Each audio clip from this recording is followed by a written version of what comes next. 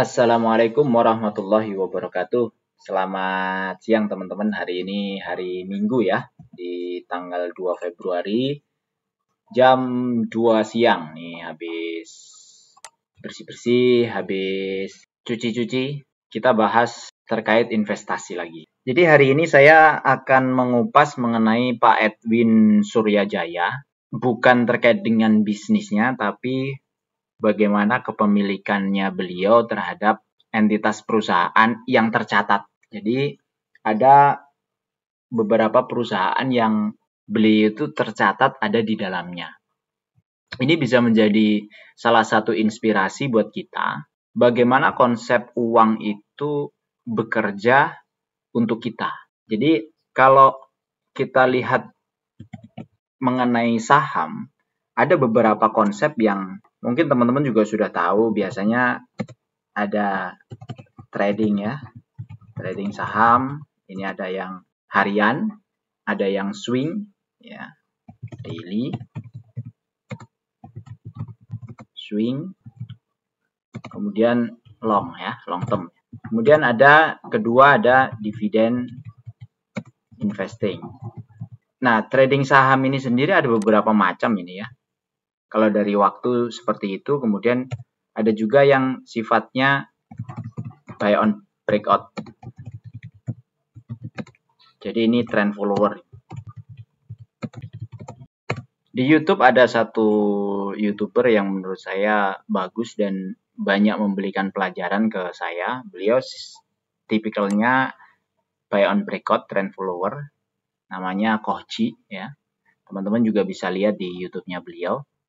Bermacam-macam teknik yang digunakan untuk kita memanfaatkan uang sehingga uang itu pengennya bekerja untuk kita. Nah, bagi saya kalau bicara saham, uang itu pengennya memang benar-benar bekerja untuk kita. Tapi kalau kita masih ada di level 1 ini yang trading saham maupun daily, swing atau long, ini kita tetap aja sebenarnya kita tetap bekerja di sana. Nah, ini yang menurut saya perlu kita definisikan ulang dan confirm ulang ke diri kita masing-masing. Apa sebenarnya yang kita inginkan dari persahaman ini? Yang daily trade nyari kapal untuk ngikut ya. Kemudian yang swing nyari moving average-nya, yang long nyari fundamentalnya, yang buy on breakout atau trend follower nyari dari sisi volume, dari sisi konfirmasi signal-signal tradingnya mereka. Nah, hal-hal yang seperti itu yang dilakukan oleh kita sebagai trader, itu menurut saya masih sebuah pekerjaan. Jadi ini masih bekerja. Kenapa masih bekerja? Karena kita masih mantengin. Ketika ada breakout, masuk. Kemudian ketika nanti akan ada signal untuk jual, dia harus jual.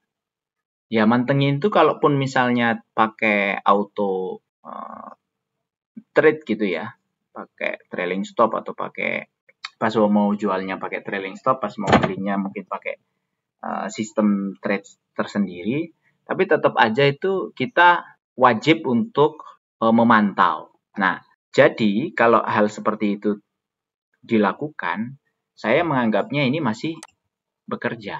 Karena kita masih istilahnya jika tidak kita eksekusi, uang ini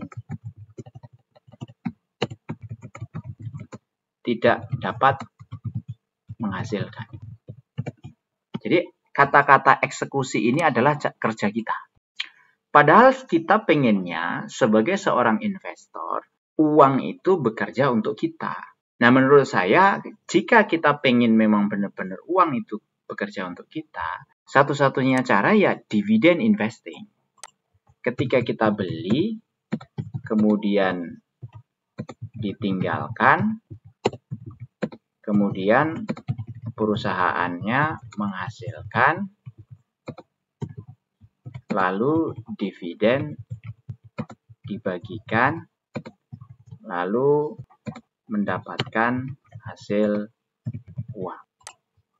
Ini beli menggunakan uang. Nah, ini yang menurut saya adalah memang benar-benar uang bekerja untuk kita. Tanpa kita melakukan eksekusi, uang ini sudah bisa menghasilkan uang. Karena apa? Karena eksekusi yang ada di tengahnya ini dilakukan oleh manajemen di dalam perusahaan. Kalau trading, nggak bisa, Pak. Nggak bisa, Bos. Kalau trading, harus kita yang mengeksekusi. Kenapa? Kayak misalnya PANI, kayak misalnya PTRO misalnya gitu ya. Kita bicara misalnya PANI atau PTRO lah. PTRO posisi di sini. Dividennya dia misalnya 49. Ini kita beli 3.900. Artinya kalau kita mengharapkan dividen saja, hasilnya berarti 49 dibagi 3.960. 1,2% ya. 1,2%. Artinya kalau kita beli di sini, di pucuk, dan dia bagi dividen sama persis dengan sebelumnya. Oh sorry, ini belum di split malah. Ini belum di split. Kalau di split harusnya cuma 4,9 ini. Jadi 4,9 dibagi 3.960 kali 100. Hanya 0,12% yang dihasilkan oleh mereka. Mungkin kalau di sini mungkin masih lebih bagus ya. Kalau kita beli di 2000-an, atau kita beli di 1000-an dengan hasil 4,9 tadi, 4,9 dibagi 1000 rupiah. Itu masih setengah persen. Jadi uang yang kita investasikan menghasilkan setengah persen setiap tahun dari dividennya PTRO. Kalau kita beli di angka 1000. Apakah cukup buat kita ketika pengembalian hasilnya itu hanya seperti itu? Ya kita kembalikan lagi ke diri kita masing-masing. Kalau saya nggak cukup karena kalah dengan inflasi. Maka mau nggak mau harus trade, harus direalisasikan, harus dijual. Pas waktu melakukan keputusan jual, ini sebuah pekerjaan. Kenapa? Karena pas waktu melakukan keputusan jual, kita itu harus menganalisa. Kita tuh harus berpikir. Nah, balik lagi. Kalau mau saham, punya saham, kan kita pengennya adalah passive income. Jika sudah punya passive income, maka ini sebenarnya mengalir. Uang itu mengalir. Contoh punya kos-kosan. Kos-kosannya ini ada yang ngurusin. Kemudian sisa dari sewa masuk ke kantong kita. Ini sudah namanya udah pasif. Sudah pasif. Tapi kalau kita masih ngurusin, ya kita bekerja sebagai owner kos-kosan. Masih ngiklan, masih nganterin calon penghuni, masih ngontrol kebocoran, ngontrol macam-macam. Artinya kita masih bekerja di situ. Nah, apa alternatifnya jika kita betul-betul pengen uang itu bekerja untuk kita? Ya menurut saya investasi yang menghasilkan bagi hasil. Entah itu dividen investing di pasar saham, atau entah Anda itu nanam modal di perusahaan yang real. Maksudnya yang real itu ya UMKM, nanam modal di restoran, nanam modal di pom bensin, bikin Alfamart, bikin Indomart, seperti itu. Nah, itu kita bisa sebut murni pasif. Karena sudah autopilot ya. Nah, kenapa saya membahas ini? Karena banyak anggapan bahwa ketika kita trading saham, itu uang itu bekerja untuk kita. Padahal sebenarnya ada knowledge, ada pekerjaan di situ, ada begadang di situ mungkin untuk review saham-saham yang ingin ditradingkan, ada telepon sana-sini mungkin. Padahal itu pekerjaan, itu harus kita hitung sebagai sebuah pekerjaan. Nggak bisa bos itu dianggapnya bukan sebuah pekerjaan, nggak bisa. Karena ada ilmu di dalamnya, karena ada tenaga di dalamnya, ada pikiran di dalamnya, begitu. Tapi kalau kita membeli saham yang menghasilkan dividen, sudah yang bekerja itu adalah manajemennya. dari perusahaan yang kita beli. Sahamnya bagaimana? Ya sudah, kita beli udah tinggalin aja. Maksudnya tinggalin tuh nggak usah di kapan nih kita jual, kapan nih kita iniin. Begitu. Nah, ketika kita beli saham yang ada dividennya, minimal sudah ada garansi bahwa mereka bagi hasil. Jadi kalau sahamnya turun, pas waktu kita evaluasi misalnya kayak ASII ya. Dividen mereka misalnya 98 plus 421. 98 plus 421. 519 per tahun dibagi 4.800. 10%.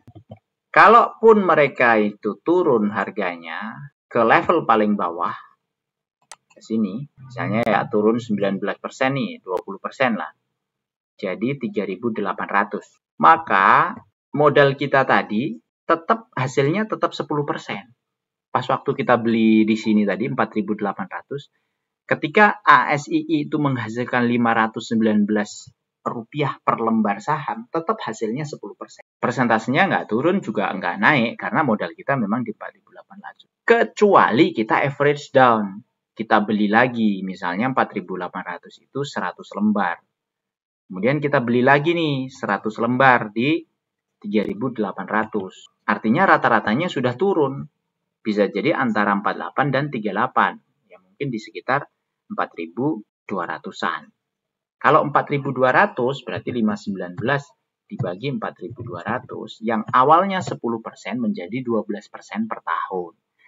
Jika Astra International membagikan dividennya masih di 519 rupiah per lembar.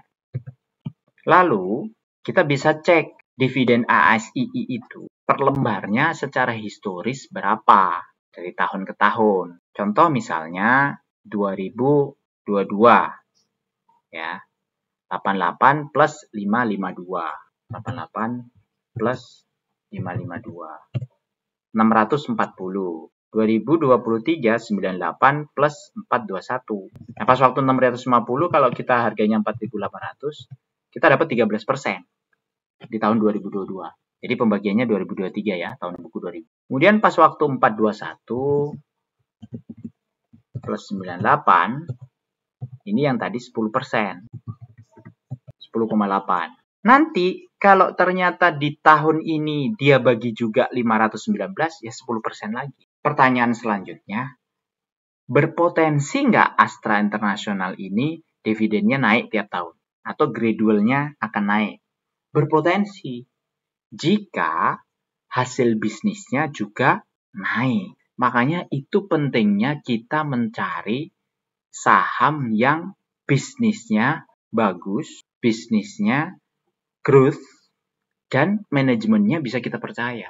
Nah, itu keahlian kita. Kalau kita sudah bisa mencari itu, kemudian kita mendapatkannya, kemudian kita untung dari situ, itu murni kita. Decision ada semua di kita. Tapi kalau kita nggak bisa mencari itu, kemudian salah masuk ke saham-saham tertentu dan rugi, ya itu juga decision-nya ada di kita. Jadi ini independen. Tidak ada yang bisa disalahkan dari situ. Karena secara sadar kita beli itu ngeklik. Siapapun yang mempengaruhi, mau ada video apapun di luar sana, mau ada isu apapun di luar sana, tetap decision itu kita yang menentukan. Mau ada iming-iming apapun di luar sana. Terus kemarin ada ungkapan dari presiden kita ya, Pak Prabowo. Ini katanya, orang kecil main saham pasti kalah, bandar yang menang. Ada satu kata kunci yang menurut saya penting untuk dijadikan mindset. Kata-katanya itu ini, main. Kalau kita bicara ke diri sendiri, kita bicaranya juga. Oh, saya main saham. Artinya kalau main itu kita harus bermain. Maka kalau bermain, keluar masuk, in out, hal yang wajar jika terjadi seperti itu. Namanya juga bermain. Berarti kalau keluar masuk, Anda juga mesti cari saham yang memungkinkan untuk seperti itu. Makanya saya lebih suka kata-katanya bukan main saham, tapi investasi saham. ketika bicara investasi, itu mindset-nya juga berbeda. Namanya investasi, kita juga harus memikirkan perusahaan mana yang mau kita invest. Gaya, duitnya kecil aja yang ngomongnya investasi. Bukan masalah kecil atau gede, masalah mindset. Nah, kembali ke awal, bagaimana Pak Edwin Suryajaya berinvestasi. Ini saya sudah catat beberapa kepemilikan Pak Edwin yang ada di perusahaan-perusahaan yang dia invest. Salah satunya adalah MPMX, ya, Mitra Pinastika. Pak Edwin punya saham di situ. Selain dia sebagai komisaris Preskom, dia juga punya saham atas nama pribadinya sebesar 1.700.000 lembar, 735 di MPME. Kapan bagi dividen? 2023 bagi dividen 115. Sudah saya catat di sini, 115. Dia dapat dividen berarti ini setahun 200-an juta. Kemudian di Adaro atau Alamtri Resources Indonesia. Dia punya saham di sini bersama Garibaldi Thohir, Arini, dan TP Rahmat, ya, Pak TP Rahmat. Ini Pak Edwin punya 1.051 juta lembar saham, kira-kira, atau 3,42%. Sudah saya catat, 1 miliar. Kemudian di Saratoga. Ini Saratoga Investama Sedaya, dia punya 4,8 miliar lembar saham. Tahun lalu bagi hasilnya 22 rupiah. Lalu pertanyaannya, berapa dia dapat dividen terakhir yang dia terima dari masing-masing perusahaan ini? Adaro November Desember lalu bagi besar sekali dividennya dia, 1.400 rupiah per lembar. Karena Pak Edwin punya 1 miliar lembar saham, maka dia terima uang itu murni, ya, ini cash, ya, yang dibagikan, ya, 1,5 triliun. Kalau dibagi 12, itu bagi 12 ini 128 miliar per bulan. Dari Saratoga 100 miliar atau 8,9 miliar per bulan. Dari MPMX 16 juta per bulan. Ini kecil lah begitu. Totalnya tahun lalu Pak Edwin menerima 1,6 T 1 tahun, ya teman-teman, ya, atau 137 miliar per bulan. Ya, Adaro nggak mungkin bagi lagi segitu. Ya sudah, kita cari aja Adaro berapa dividen Alamtri, ya. Oke, Adaro kita ambil mungkin 2023 nih, ada interim dan final, kemudian 2021 juga ada nih, ya, interim dan final. Ini 250, 240, ya, berarti sekitar 490, ya, 490 nih. Sorry, mana? Ini, ya, interim dan final, 490. Kita ambil ini 490 saja. Nih, dividen yang dia terima 1 tahun 622 miliar. Saratoga ini termasuk kecil dua-dua, ya, karena tahun sebelumnya itu 75 dia bagi. Oke, kita ambil yang kecil lah. Atau Adaro kegedean, ya sudah. Kita ambil yang ini, berarti 290. Ini 300, ya. 301.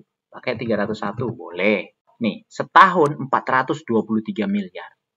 Atau per bulannya 35 miliar. Ini real, murni. Pak Lo Keng Hong sebenarnya sama, tapi pilihannya dia itu dividennya kecil-kecil. Saya nggak tahu, Pak Lo Keng Hong ini kan uangnya gede, ya, triliunan. Tapi milih sahamnya itu kebanyakan kalau menurut saya sih kecil-kecil dividennya. Nih misalnya, ya, kayak Global Mediacom nih. Dia punya 1 miliar lembar. Haritanu aja cuma punya 47 juta lembar loh. Ini yang foundernya loh ini. Pak Lo Keng Hong itu punya 1 miliar lembar. Artinya percaya banget nih.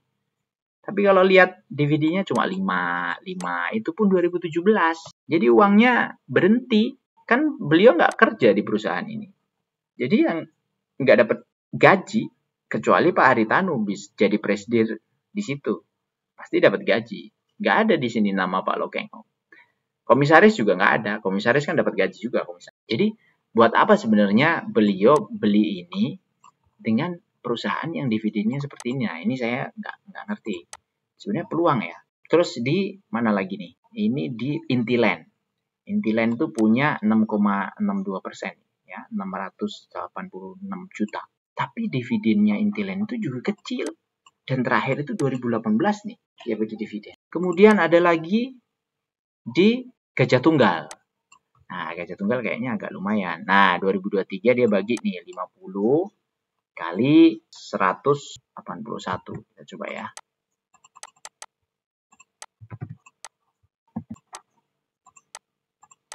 Dia dapat 9 miliar satu tahun dari Gajah Tunggal.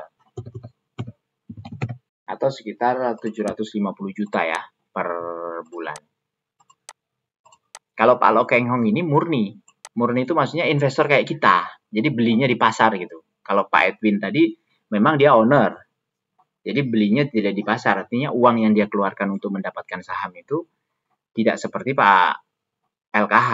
Kemudian di Klipan Finance dia juga punya nih. Ya, tapi nggak ditulis kemarin itu.